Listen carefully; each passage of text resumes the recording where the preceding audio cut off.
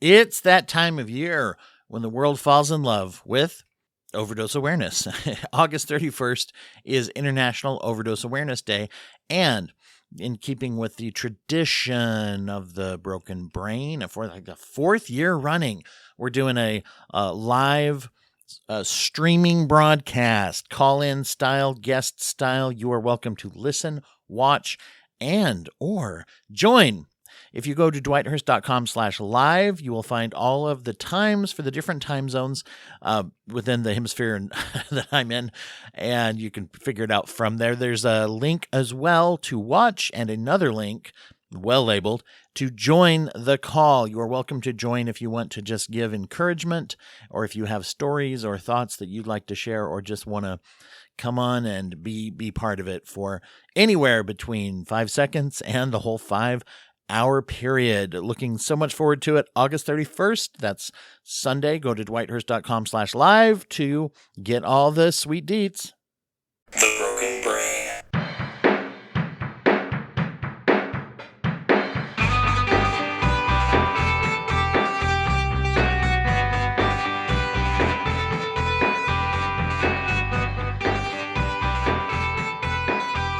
Recording in progress. Hello, everyone. Welcome back to The Broken Brain. So glad to have everybody here. This is Dwight, your host, as always. And we have been looking at, there's been so much research and practice that has been done in all kinds of different bridges between mind and body and physiological and somatic type of work. And my guest today is going to tell us about some of those things that ties in with some of that. I'm really grateful to be joined by MJ Renshaw today.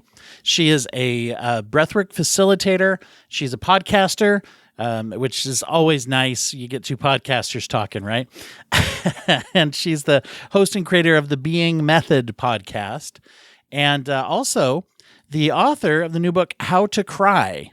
And so a lot of things that have to do with use of our bodies, our spiritual health, our emotional health, and all those things. And I'm really looking forward to hear about the intersection of all those things and how we do that. So MJ, thank you for being here. Thank you so much for having me. Well, how would you say to introduce kind of yourself, and how did you get into this type of work? Let's start with that. I think like everybody else, I got into it trying to heal myself. I, ended up in a post-grad for osteopathy, and then ended up dropping out because a lot of the patients that I was working with at the time as a student, they seemed to have something going on that wasn't just physical. What is osteopathy, if I can ask, just real quick, for those osteopathy? For those in others who don't know, like me. Yeah. So osteopathy in the States, it's called a DO. So if you ever go see a medical doctor, they're DO. Yeah. In Canada, it's different. It's like being a chiropractor. Oh, okay. Yeah. So very similar kind of thing. Like you're learning anatomy, physiology, all about the body. And yeah, I just, I felt like there was something going on with people. So, and I also didn't love the career. So I dropped out.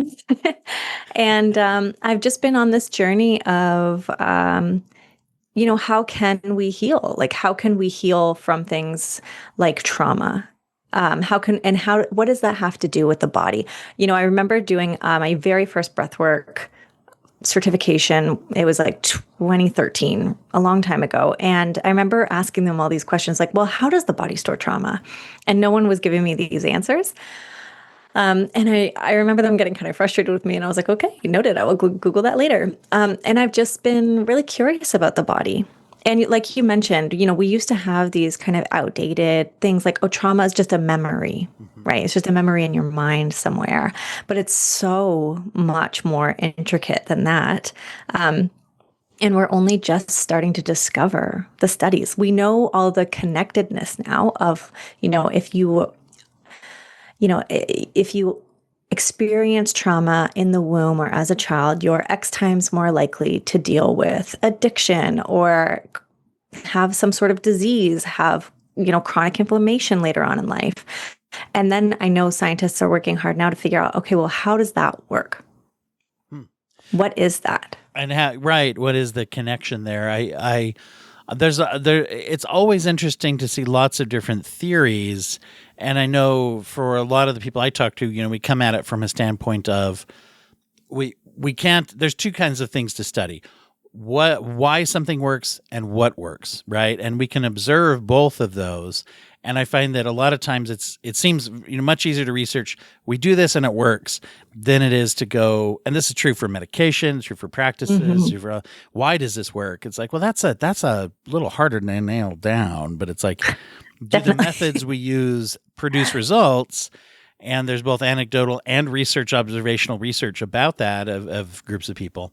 And then there's like theories, right? Of like, what's going on there? Yeah. Yeah. So there's definitely a lot of theories from your cells have their own memory, the theory of cellular memory, to, the water in your body. I've read everything, right? So, yeah, I've just kind of went down that rabbit hole, and that's where I've landed. It's been really healing for me to figure out,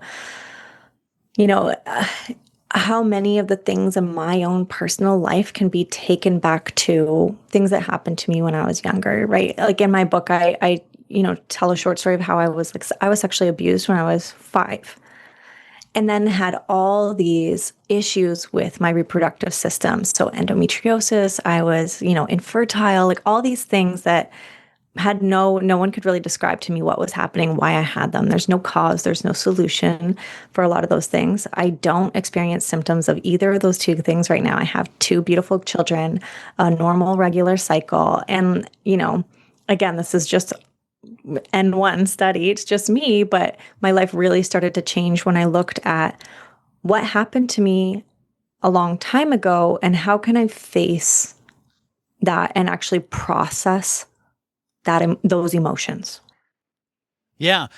And looking at this, I'm interested to know what is that where you were drawn to, like looking at these experiences and saying there is the old school, right? Cognitive really only approaches like you say, memories, restructuring those thoughts.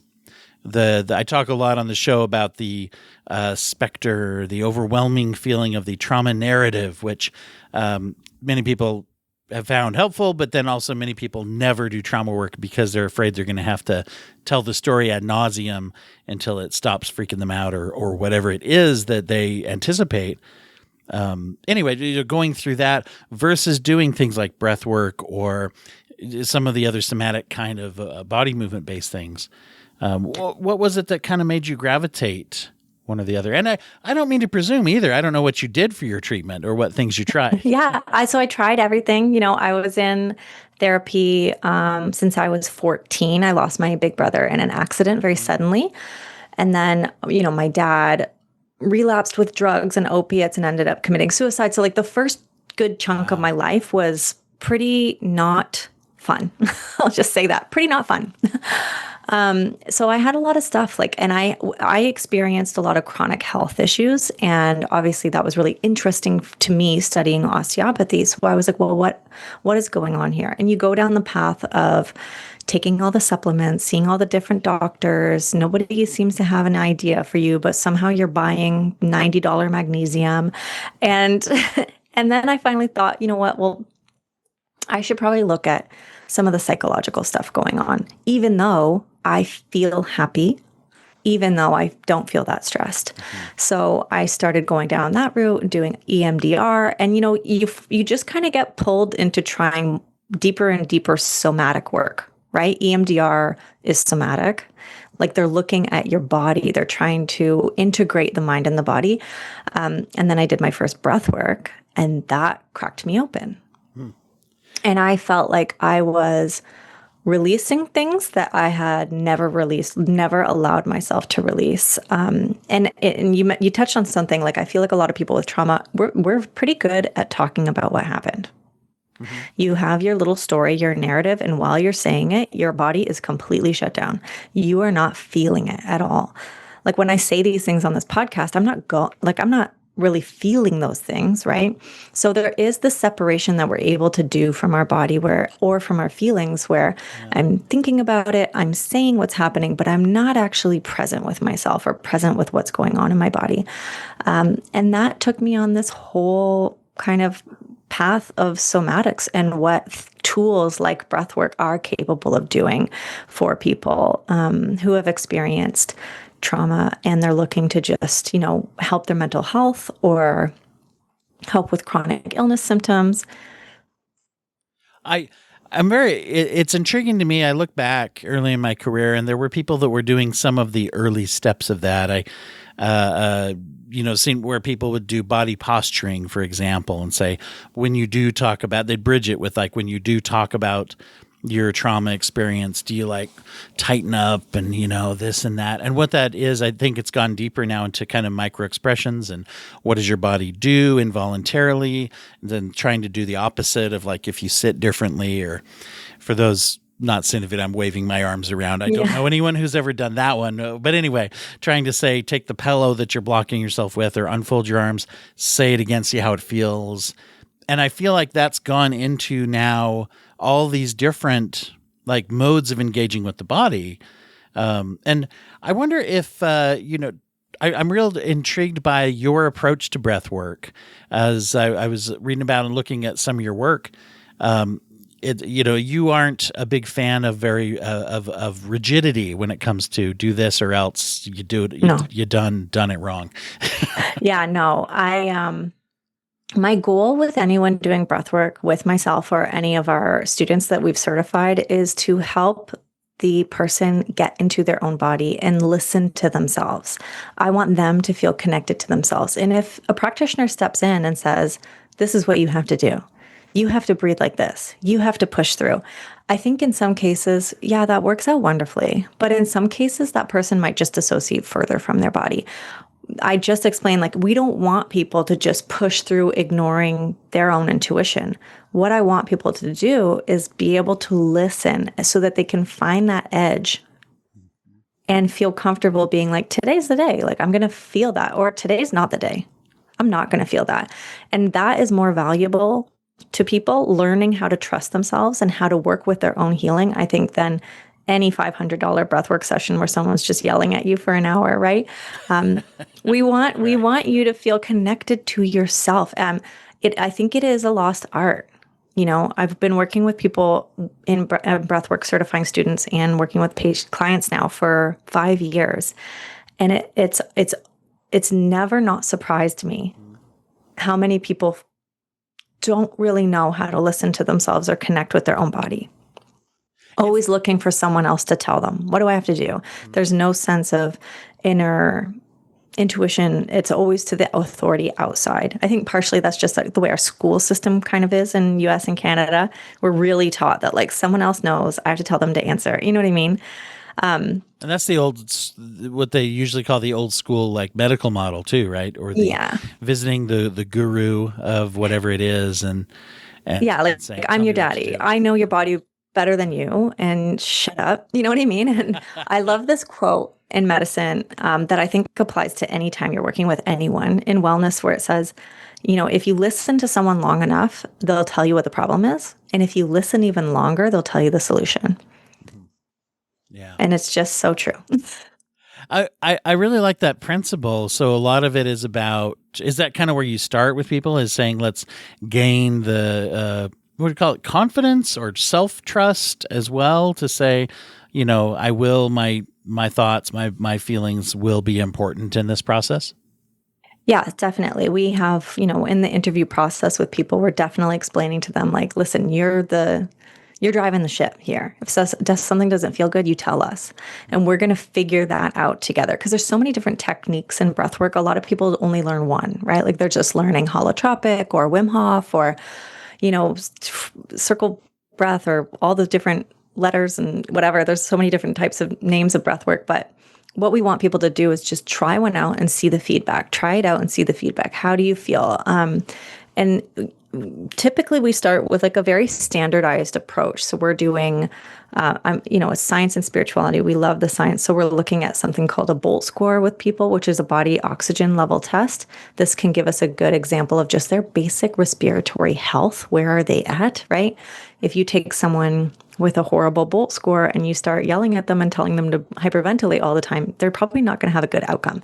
So we're just going to look at these basic kind of quantifiable, almost like health markers for them, and then see where are they at with their respiratory system, where are they at with their mind, where are they at with their healing, and try to meet them there. So then do you start out, are there any kind of core techniques, or is it all kind of like, here's a little sort of decision tree if we can go this way or that way, depending on their levels? I'm just curious about some of that. No, there's totally a decision tree. Yeah. So breathwork's kind of complicated in that, there's all these branded techniques. And I get asked about them all the time. There's more people coming out every year with renaming the same thing over and over again. Conscious breathing is actually transformational breathing, which is actually circle breathing. And they're all the same thing, but they've got a new name. So the way I teach it with our students is inhale, exhale, hold on full, hold on empty. Those are the 4 different things that you can do.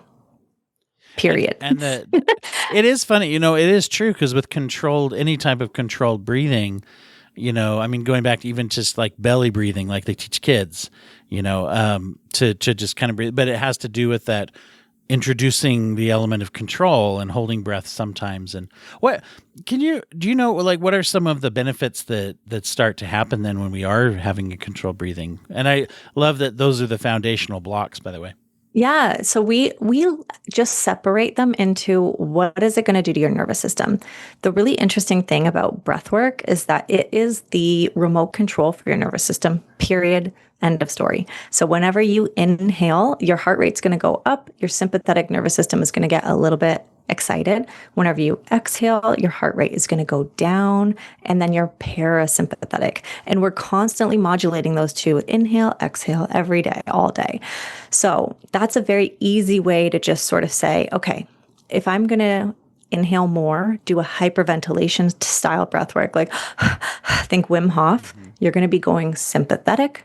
You're going to be raising your heart rate, probably lowering your HRV. That would be more of like a hormetic stress. Cold plunging, sauna, all those things are stressful on the body in the moment, but they make you more resilient and they're very helpful.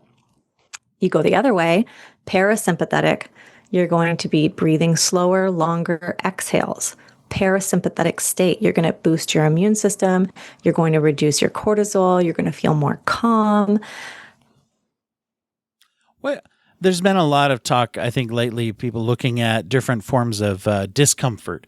Like, what is a healthy stress, a healthy discomfort, as opposed to maybe staying comfortable but in a bad place? And so, it's interesting, as you mentioned that, I'm curious, as you look at that, what do you find to be a way for people to find their balance? Like you said, like if I have a lot of respiratory issues, I'm probably not going to right out the gate get into hyperventilation, and maybe that's too extreme for me. Yeah, I would say, I would say, to answer your first question, to deal with what is a good amount of pushing yourself, a good amount of stress, finding those barriers, I think it doesn't even come down to what it is or who it is. I think it's just the intention. What is the driver behind that, the intention behind it? If you're pushing yourself because you hate yourself, you don't like who you are, you need to change, you need to be better, all these things that come into your brain, that's probably not a good place to be pushing yourself from. But if it comes from a place of self-acceptance, a place of curiosity, a place of love, if your intention is one that's meant to be, based off of love, basically, not to take it to that like kind of woo-woo place, but if the intention is there, I think it's a way healthier place to push yourself from. It's interesting to me how these things integrate. Like you go back to old CBT, REBT kind of work, like self-acceptance, or in like dialectical behavior, they talk a lot about radical acceptance of oneself, and using that as a a coping mechanism. And you look at that, that's a big part there, right? Which is that self-acceptance piece. And it's very fascinating to me about how we're less likely to change out of shame, even though, once again, I think we're taught that. You go to school and it's interesting that the only letter grade that is a word that represents a word is failure. If you think about it, F is for fail, right? A is not for anything. Wow. Yeah, I never thought about that. I mean, I guess awesome, but not really. It's not, nobody. No, says it's just that. ABC. Just Yeah. A, B, C, and by the way, we skipped E just so that we could say you failed. Right? It's very interesting the way we're conditioned to be like, oh, if I guard myself against failure and that's the worst thing that can happen, then maybe I'll do better. As opposed to what you're describing, which is saying, I have what is my desire? I love myself, so I deserve to be happier, healthier, and that's what I want. Versus saying like, boy, am I failing up or effing up, however you want to say it. Yeah. I think this is extremely personal to me, but maybe someone listening will resonate with it. The intention that really drives me from a really good place is resistance. Like, not to me, but to a world which does not support someone like me. So a lot of the things that people will shame themselves for are because they're growing up in a system that does not support them, right? I'm someone who grew up with sexual abuse. I grew up with a single mom. I'm white, all those things. So there's a lot of prejudice I don't have, but there's some that I do. And for me, pushing myself to be the happiest I possibly can on this planet and do the best that I can for the other people around me, that's my driver. And I find that when I go towards things that are hard from that place, like, oh, this is an act of resistance. Like, I'm not going to sit here and just be silent and hate myself. Like, I want to be out in the world, making a little bit of change. And that's like a big driver for me. I don't know what the therapy speak would be from that. But whenever I like that sounds to me like the type of resistance that is acceptance would be very necessary for that. It seems to me if I can't accept myself, then I can't stand up to the world and say, because if it's not designed for someone like me and I don't accept myself, all I can say is, yeah, it's a good point. I don't fit in. Thanks, system. But if I accept, like, oh no, I'm okay. So now what? How do I? I like that. That's like a very, there's a concept I heard before of like what they say, like healthy rebellion. It's like I'm rebelling against things that are unhealthy in my life. In a way I guess that would, I'm a Scorpio rising. I love rebelling. So that tracks. Well, and oftentimes rebelling refers to like a different type of conformity. It's like, let me find a group or a person who says this or whatever. And then it's like, but I think you're describing a little bit more of the true definition of like, let me make my path. Let me find, what is individualized for me. And so your approach really does encourage that, of helping people to find that. It sounds like that's almost, well, I don't know. Is it as important as techniques? A little more important than techniques? Because like you say, we can find techniques. We can Google those. Yes. Yeah. I would say I'm not a fan of techniques for two reasons. One being, you could tell someone to circle breathe and have good intentions, but that might cause a dorsal drop for the wrong person, right? So they're not a one size, and a dorsal drop would just be someone who's so hypervigilant that when they enter into like a meditation silence, they're going to sit still. It causes them an immense amount of stress because you're not meeting their nervous system where it's at. We take in a lot of people who are really, really, really stressed out, and you would think they need to breathe in a parasympathetic way, but it's not what's comfortable for them. They need to breathe hypervigilantly, and then we ease them down, right? So it's just, we like to meet people where they're at so that they can feel good. And then the second reason I don't like techniques is different people have what's called like that different Bolt score. So they have their different respiratory health. And sometimes you're going to put someone into like a Wim Hof type breathing, and it's actually physically not healthy for them to do that. So there's just, it's, you're working with your respiratory system, and it's not, I think it's just a little bit more intricate than people realize. Yeah. Yeah. And it, looking at where you're at is necessary to know where you want to go to. That's really interesting because. And if you're constantly just telling people what to do, they're never really going to get to know themselves. Yeah.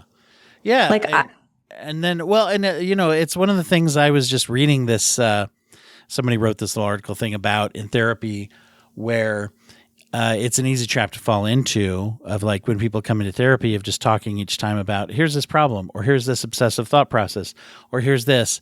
And it's not that it's never useful, but over processing verbally about here's how you solve this one problem and that one problem, this one problem. It's like, hey, problem solving is something some people really like in their therapy. But if you never go to like, hey, what's the deeper underlying thought process? What's the emotional process? And as you're saying, like, what physiological things can I do to impact it that I can develop so that when I confront the next 10 things, I don't have to go, I need 10 sessions to talk about this or whatever, Yeah, it's the same person who, and I'm saying this because it used to be me, read all the self-help books, but never practice anything.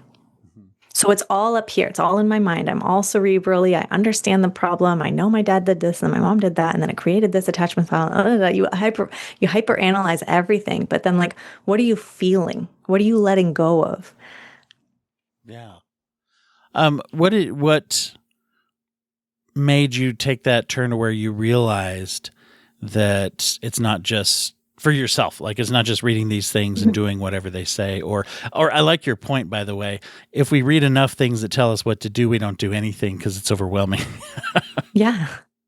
And I'm saying that as someone who just wrote a book that tells you what to do.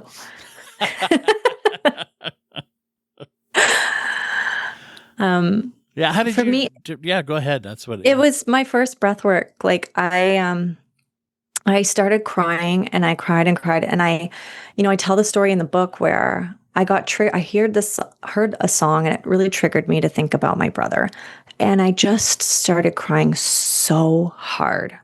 And all my friends were like, "Are you okay?" And I was like, I am actually feeling the best I've felt in years, like a long time.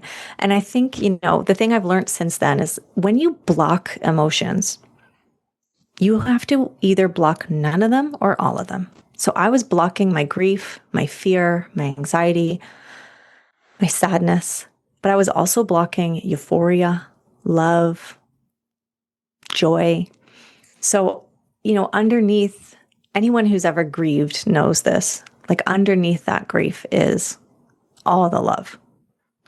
And it ironically feels very good to go into grief because nestled up next to it is just the love you had for that person, and you get to feel that love again.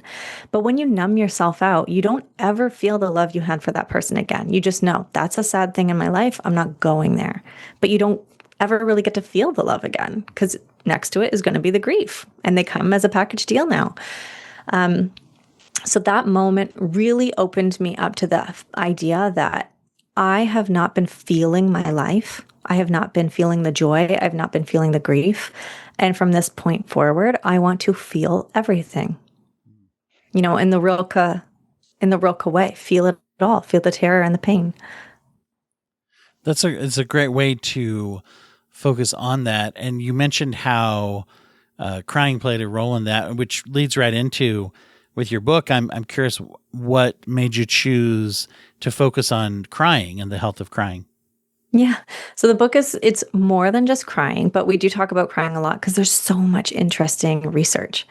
So we know now that, when you stifle a cry, say you go to cry and you stop yourself, which is so common for so many people, you increase your cortisol, and it's estimated, this has not been studied, but it's estimated by 30%.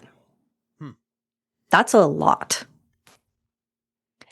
When you do cry, you release your cortisol, right? So we have all these biological processes that are hinting towards, hey guys, like you are supposed to be feeling your emotions, and that's not even touching on the psychoneuroimmunology research that's showing us emotional suppression leading to things like cancer, heart disease, suicide, mental health struggles. The list goes on, chronic inflammation, autoimmune conditions. If you talk to anyone with an autoimmune condition, they probably have an intuition like it's coming from some emotion. I've not talked to someone who doesn't say like, yeah, I think my people pleasing or this thing I experienced in the past. We have the studies from World War II, where they looked at the descendants of people from Auschwitz. What are they experiencing? They're experiencing autoimmune conditions, all these digestive issues, cancer. So we understand that there's some link between trauma and poor health, disease, but also emotional suppression and poor health and disease. When you are in that state, we're taught once again, it's funny to me how much we're going back to some of the societal expectations, but we're taught to be ashamed of crying. We're taught to you're too old to cry. You're too tough to cry. You're a boy. You're not supposed to cry. Or you're a woman. So you're not supposed to cry in front of anyone else. So you're, whatever it is that is the reason to feel bad. So much so that I see this in therapy. People will start to cry, and 9 times out of 10, the first thing they say, especially the first time, is sorry about that. Yeah. Oh, sorry. I'm getting emotional. Mm-hmm. It's like therapy. Yeah. We can get emotional. That's kind of, That's what you're here for. Well, and I like to tell people, I have a box of tissues generally here. And if I don't go through 1 or 2 boxes, every so often, I know that I'm not doing it.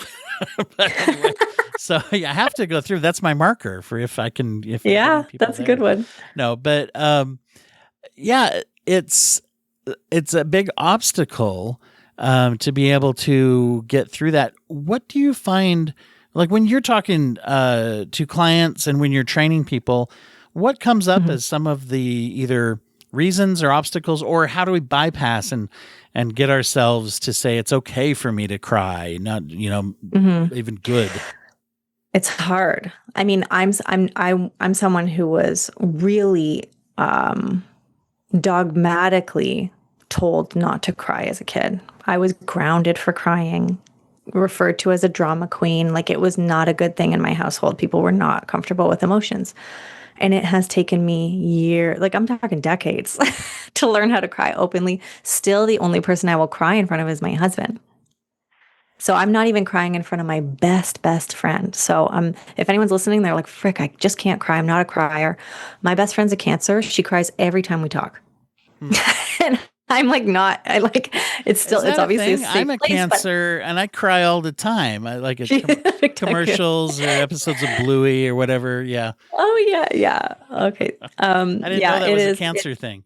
Oh yeah. Cancers cry. Water sign. You guys feel, you're deep feelers. It's your strength. But so I'm just here to say it's okay. And also, like, this is where tools can come in. Right. I get messages all the time from men either saying, I don't know how to cry. What do I do? And I say breath work. And then when they do the breath work, they message me and say, oh my God, I just cried for the first time in a decade. Like, we have one on my podcast for free. It's called Emotional Clearing. It gets thousands and thousands and thousands of hits. It'll get you crying. So you said emotional clearing. Is that what you call it? Yeah. Emotional clearing. So for me, if I start feeling tense in my body, I will make an appointment for myself to go have a good cry. And if I'm not there, you watch Marley and Me. You know what I mean? Yeah. Just go right to the end. But there's things that you could use to evoke emotion. This is what Socrates argued with Plato about, right? The catharsis is good. That's the beauty of art, is it makes us feel something. And it's something that was inside of you, because that painting or that film or that song didn't plant an emotion in you. It evoked an emotion that was inside of you already. And that this is what catharsis is. So go to art. If you've got, I listened to a David Foster Wallace commencement speech called This Is Water. Anytime I want to cry, it's beautiful. But anything that, could help you get there, help you like enter into those emotions. And it can be kind of scary because we are told it's bad. And if if you're a gym bro, I'll just tell you this, the science is there. It's good. You will feel it is healthy. You know what I mean? Before you buy the $10,000 ice plunge, have yourself a good cry. Yeah, no, it's funny. Just even yesterday, I was talking to someone about Samwise Gamgee, the character from Lord of the Rings in the movie, and the books, obviously too, but specifically some of the monologues that character has, and I couldn't even talk about it without starting to cry. And so it is interesting. I find that particularly for me, it's movies a lot. Other people find music. I've met several people who actually will curate a playlist in their whatever your music platform of choice. Yeah, I've got a cry playlist. I have a cry section on my Instagram that's saved Instagrams that make me cry. And it's something that I've needed to do because I am emotionally suppressed. I emotionally suppress myself, and it's not healthy. So while at the same time trying to work on the understanding that it's okay to cry, it's safe to cry. Nothing bad will happen to you. No one's going to yell at you anymore. That's the thing. There's a vulnerability to it that I think people do need to feel safe. Yes. And I totally interrupted you too. Yeah, I think I was just saying that, sometimes we can tell ourselves something is safe. Like, oh, I know it's good now. I'm looking at the science. I'm looking at the data. I'm reading the self-help book, How to Cry, whatever. But sometimes you just kind of have to do it. Like I always use the example of learning to drive on the highway. You read the book and your palms are sweaty. You just have to get on the freaking highway and go. And then by your 10th time, you'll, the first time this is funny. I merged onto a highway. The very first time I did it by myself as a teenager, I realized right after I did it, I didn't remember it. Like it freaked me out so much that I looked back on it and I'm like, I was on the ramp and then I was on the highway. I don't remember the middle part where I actually pulled on and looked. A little nerve wracking there. But I hope, I assume my muscle memory or whatever took over because I survived. But yeah, it's an interesting analogy there because that was nerve wracking. Yeah. And crying's even easier because it's something that is biologically normal. At some point in time in your life, it was normal for you. Whereas driving never was, right? Hopefully. Right. That would be very interesting. But instinctive. That'll be interesting. The first human to be instinctively driving. I'm not. This is probably happening soon. Neuralink. I'm curious about the element you met in your writings and your work. You talk about the element of spirituality. I wonder if you could share just a little bit about that, how people approach that.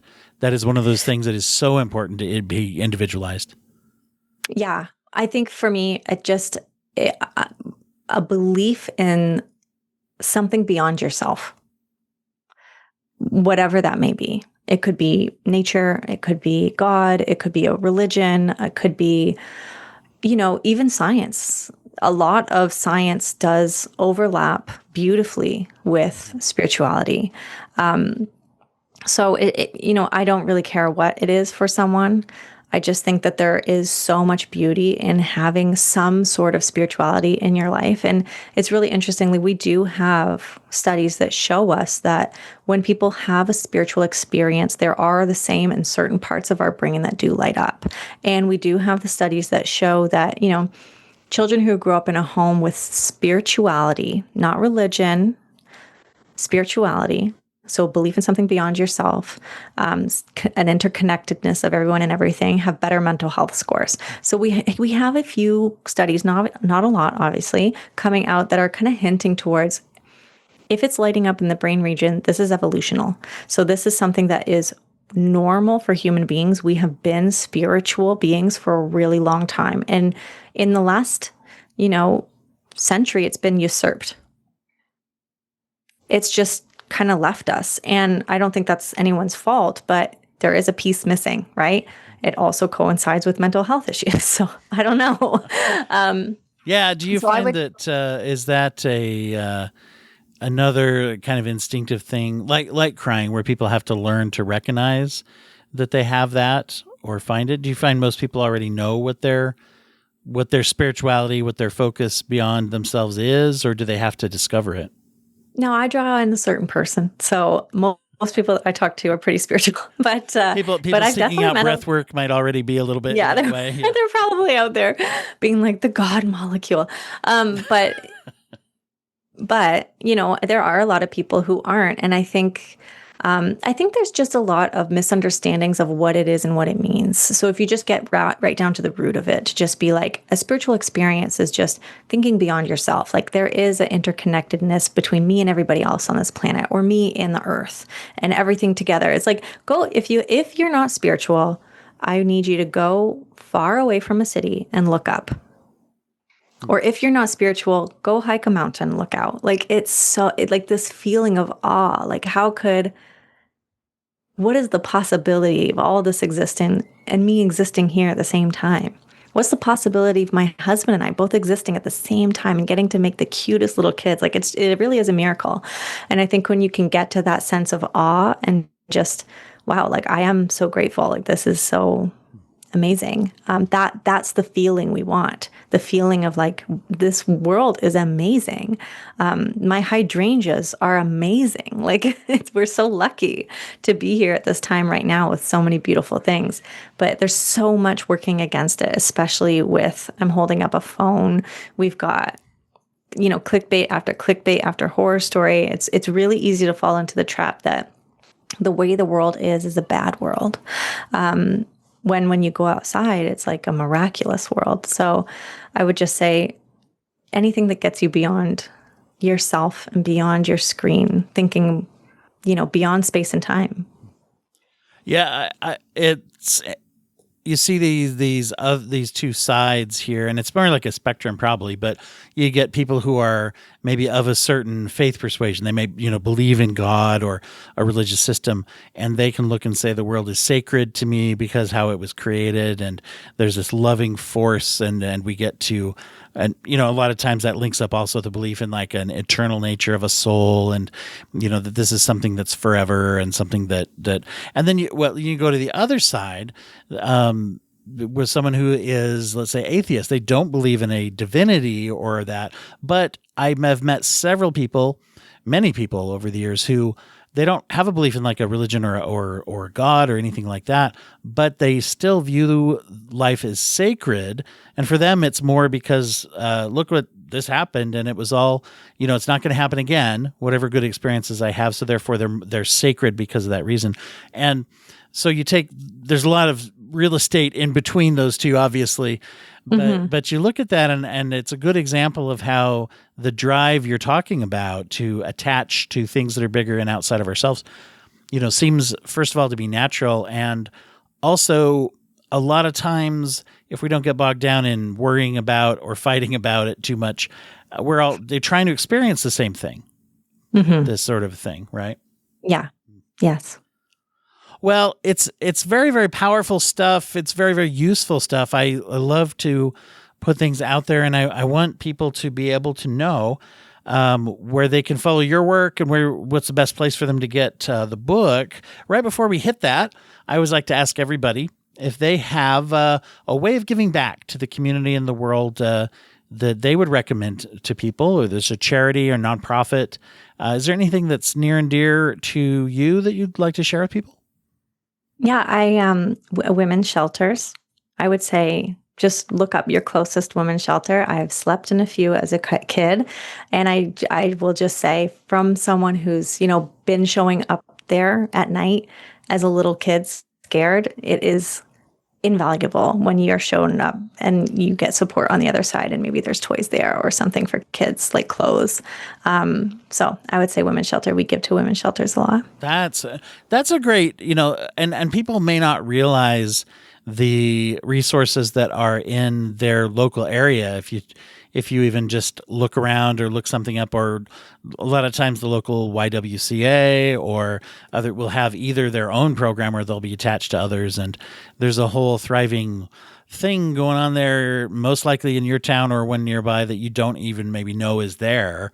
Yeah, they're purposefully secretive. So sure, of course, yes. They don't go out of their way to promote, here's our like all the women are address here. or things. Right, exactly. But if you do, the other thing with that, it's interesting is there's almost always a county or a state coalition to put out, a proper education and things. And you just mentioned, like, especially when there's kids, there's toys and stuffed animals and things. And I knew somebody the other day who was they were getting rid of some computer equipment, and they just thought to call the local domestic violence shelter, and they said, "Hey, do you need a scanner?"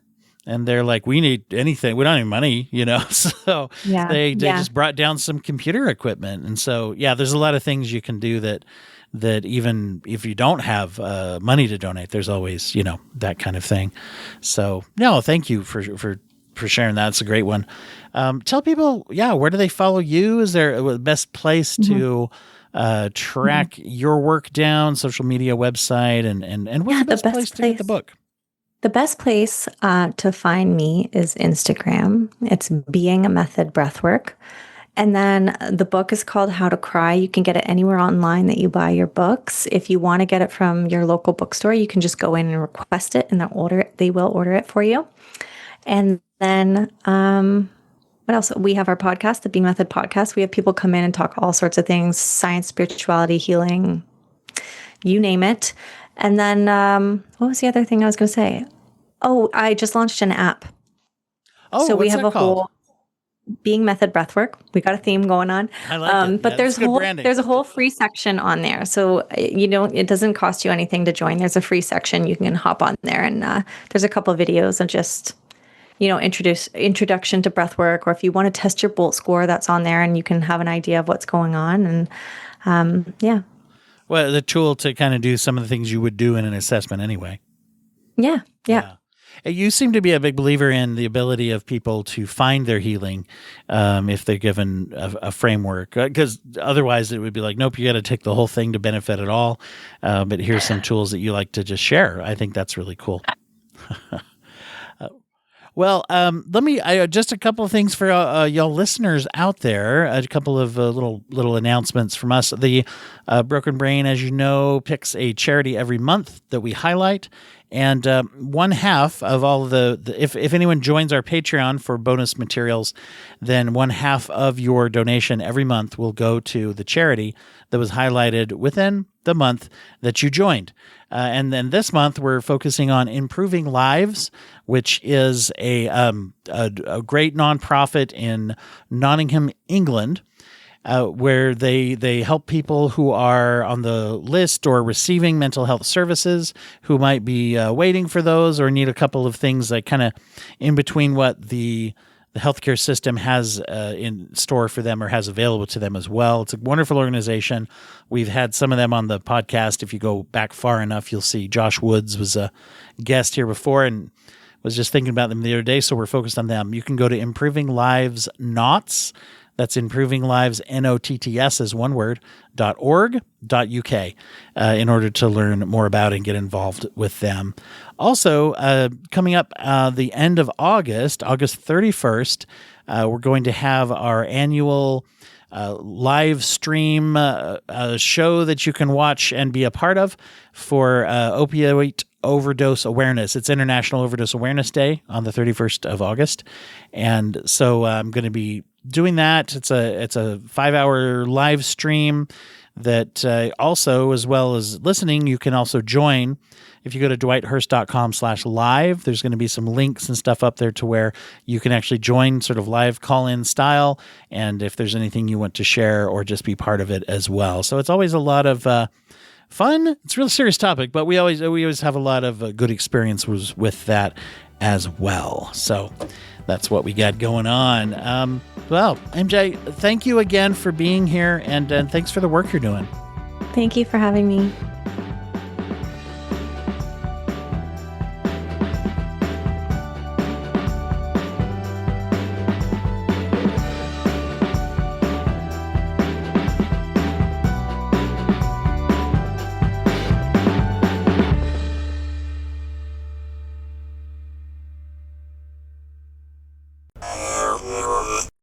Thank you for listening to the Court Arts Podcast Network. To listen to more Court Arts shows, visit courtemparts.com.